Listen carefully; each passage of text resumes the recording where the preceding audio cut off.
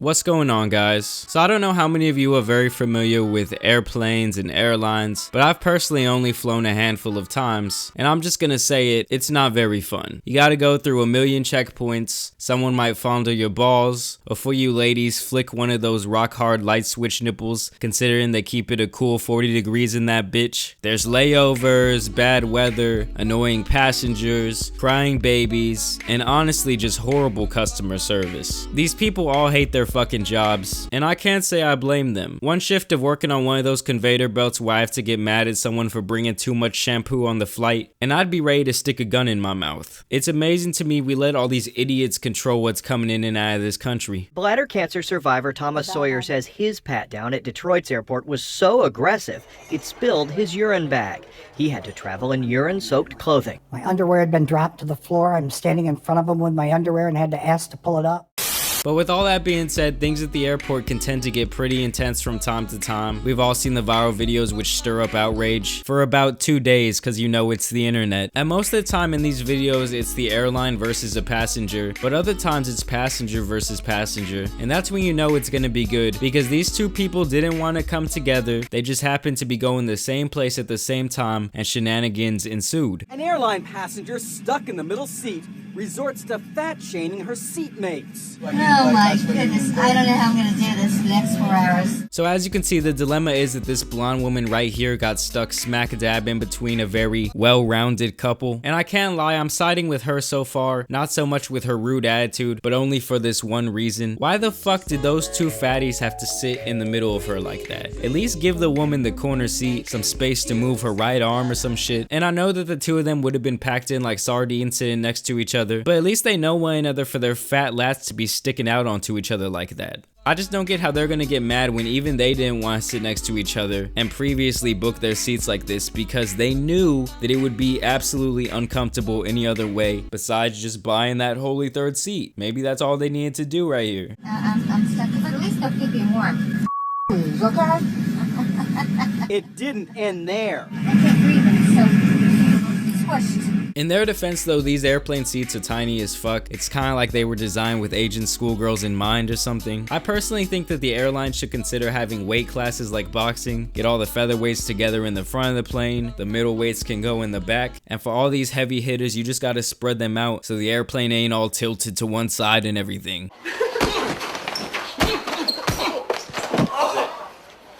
And if you're under a certain weight, you can get this standard chair, and if you exceed that limit, you should pay a little bit of a premium and get a bigger chair, maybe a few extra snacks. Anyways, this woman kept bitching up a storm long enough to get moved to a new seat. As she got up, she only had one last word for the nurse and her husband. I can't sit here because this boat's so big. I'm left and right. I can't even sit here. I eat salad. That did it. Kiss my fat, okay? But this is where things get a little bit suspicious, as this guy Jonathan just happened to be sitting on that very same flight just a few rows back, and he just started screaming out at this woman for how disgusting she was being for what they call fat shaming these two individuals. At that point, I was appalled, and I felt angry, because I'm like, you know what? There's so many ways of going about this, so I couldn't hold it, and I'm like, you're disgusting.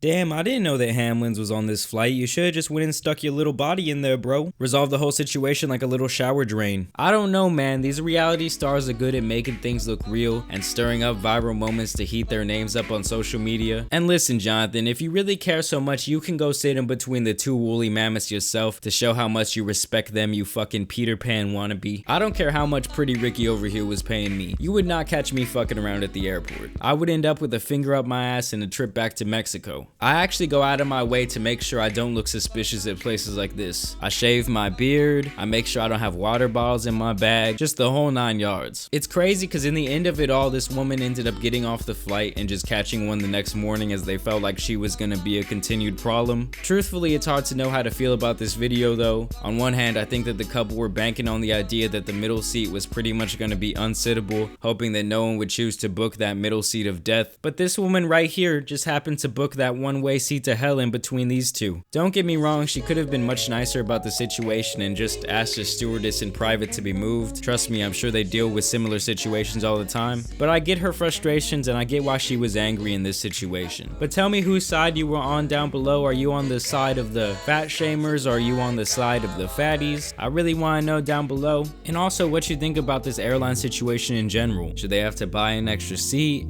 Should they just start making bigger seats for bigger passengers? I do want to thank you guys for watching. Please drop a big like on this video. You guys showed me great support on the last one. Please drop a big like on this one. Subscribe today and go follow me on my social medias at JAMARI Speaks. We've been having some great conversations on there. Alright guys, I'll catch you. Peace out. I think I leveled up, so I'm feeling unstoppable. Make you stick it up, boy, I'm popping like a popsicle. Hurdle many obstacles, dodge a couple bullets, try and send me to the hospital. Now you know I'm hot dog, young Mickey Mouse. When I drop off, always shaking hands, I never fall off. Now I go into the mall and drop a couple racks. Catch me shopping up in Nordstrom, said he counting up the stacks. Find a biddy with some titties, then I take it to my crib. I seen it in the streets, and now I show her how I live. Now I got it in the sheets, and she wanna have my kids. Blunt against the lips, I got trouble on my mind. The only thing that really changed is I ain't sacrificing time. Coming out my fucking